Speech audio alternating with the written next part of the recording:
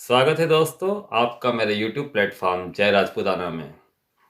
दोस्तों आज हम बात करेंगे विश्व प्रसिद्ध कुंभलगढ़ दुर्ग के बारे में।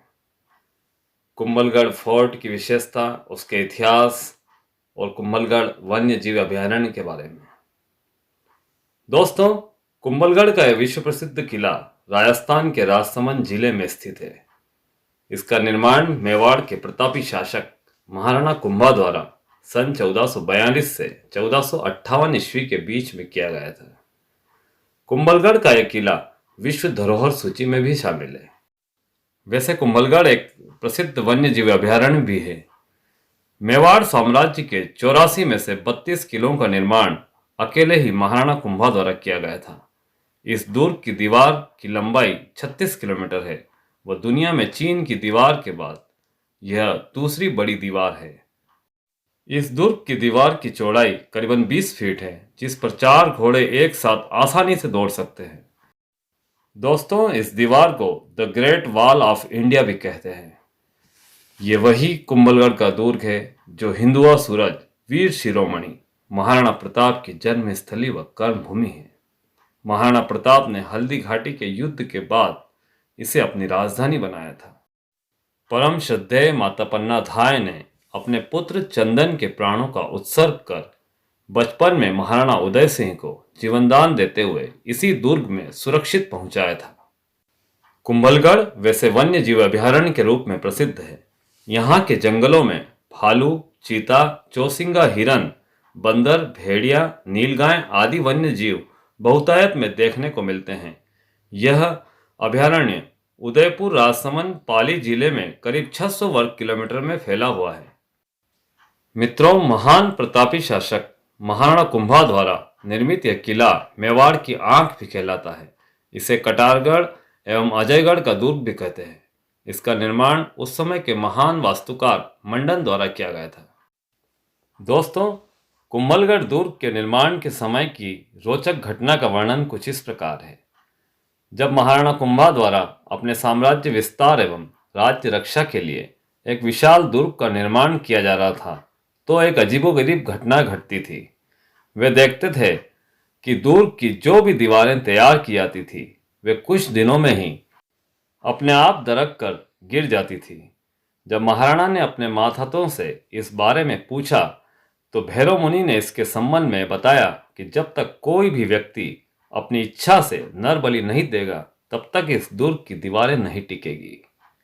जब कोई भी पुरुष स्वयं की इच्छा से बलि देने के लिए तैयार नहीं हुआ, तो स्वयं भैरव मुनि आगे आए और उन्होंने अपने राष्ट्र के लिए अपनी बलि दे दी। भैरव मुनि के द्वारा प्राणोत्सर्ग किए जाने के बाद महाराणा द्वारा उनका एक मंदिर दुर्ग के प्रवेश द्वार एवं दुर्ग के शीर्ष बादल महल पर बनवाया गया, जहां आज भी भैरव मुनि की पूजा की जाती है। प्रणाम भैरव मुनि को, शत शत नमन।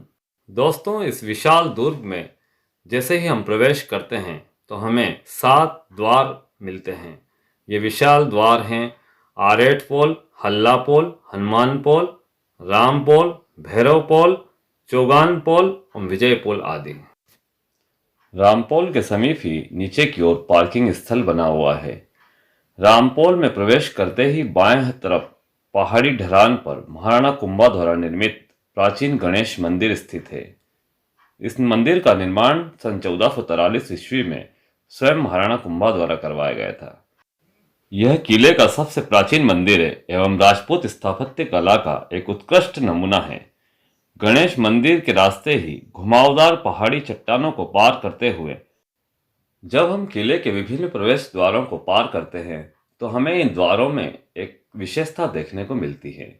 ये सभी द्वार नीचे से ऊपर के क्रम में संकरे होते जाते हैं, क्योंकि दोस्तों उस काल में द्वार एक खास रणनीति के तहत बनाए जाते थे। जब भी कोई विदेशी आक्रांता इन किलों के द्वार पर हाथियों से हमला करता था, तो द्वार पर लगे शूल के कारण हाथी पीछे हट जाया करते थे। उसके लिए द्वार पर कुछ कपड़ा या ऊंटों को बांध दिया जाता था। फिर हाथियों को शराब पिलाकर मदमस्त किया जाता था और दौड़ाकर द्वार पर हमला करते थे। परंतु दौड़ने के लिए भी स्पेस की जरूरत होती थी।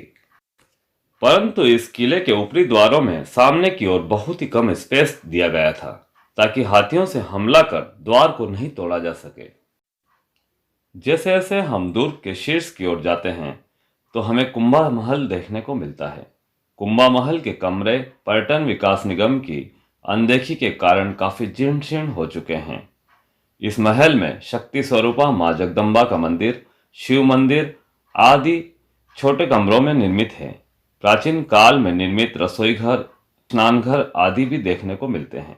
जब हम दुर्ग के शीर्ष की ओर पहुंचते हैं तो हमें बादल महल देखने को मिलता है। बादल महल का निर्माण महाराणा फतेह सिंह द्वारा सन 1885 से 1920 के मध्य करवाया गया था। यह 2 मंजिला एक खूबसूरत इमारत है। इस महल में निर्मित नक्काशी, रंगीन चित्रकारी देखते ही बनती है। दोस्तों, इस दुर्ग की ऊंचाई के बारे में अकबर का इतिहासकार अबुल फजल लिखता है कि दुर्ग इतनी बुलंदी पर बना हुआ है कि जब हम नीचे से ऊपर की ओर देखते हैं तो सर की पगड़ी भी गिर जाती है।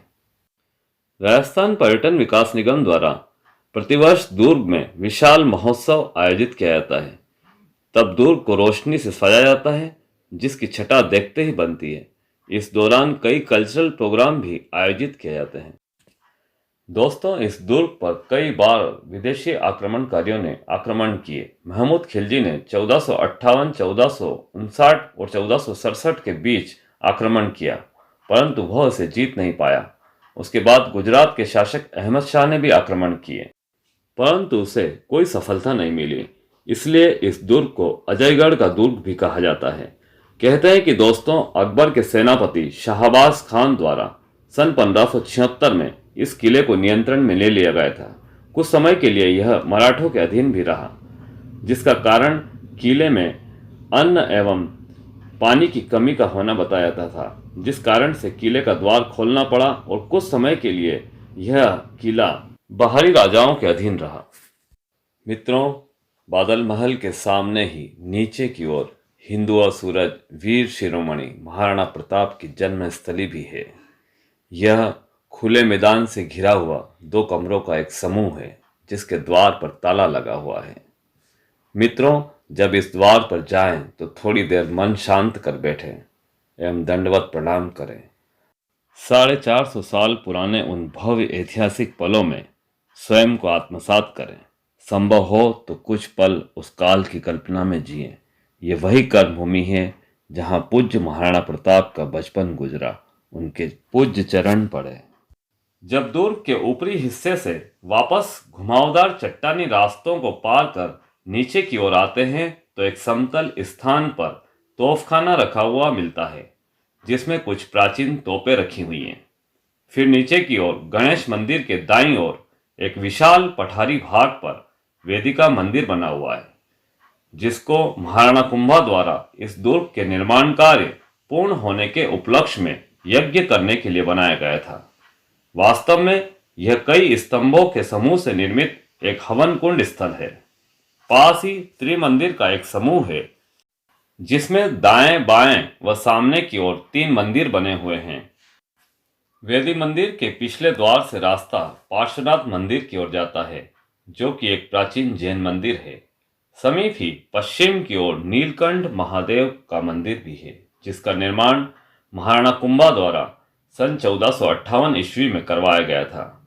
सन 1464 ईस्वी में राणा सांगा द्वारा इसका जीर्णोद्धार भी करवाया था। इस मंदिर में विशाल शिवलिंग स्थापित है। दोस्तों, कहते हैं कि महाराणा कुंभा विशाल कदकाठी के थे। उनकी हाइट 8 फीट के समकक्ष थी। वे बैठे बैठे ही इस विशाल शिवलिंग पर पूजा अर्चना और जल अर्पण किया करते थे।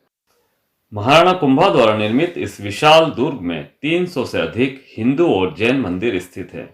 अधिकांश मंदिरों के वर्तमान में सिर्फ अवशेष ही शेष है। किले में उस समय के बने हुए कई जलकुंड भी देखने को मिलते हैं। तो मित्रों, यह था ऐतिहासिक कुंभलगढ़ दुर्ग की यात्रा का संक्षिप्त वृतांत। दोस्तों, यदि आप भी कुंभलगढ़ दुर्ग की यात्रा करना चाहते हैं तो यहाँ मानसून के मौसम में हरियाली चरम पे रहती है। सर्दी का मौसम भी बेहद सुहावना रहता है। गर्मी का मौसम थोड़ा शुष्क और उबाऊ रहता है। इसलिए मानसून व सर्दी का मौसम ही घूमने के लिए थोड़ा अनुकूल समय रहता है। इसके साथ ही समापन करते हैं इस यात्रा वृत्तांत का। फिर मिलेंगे आपसे ऐसे ही किसी ऐतिहासिक स्थल के रोचक विवरण के साथ। जय मां भवानी, जय राजपूताना, जय भारत।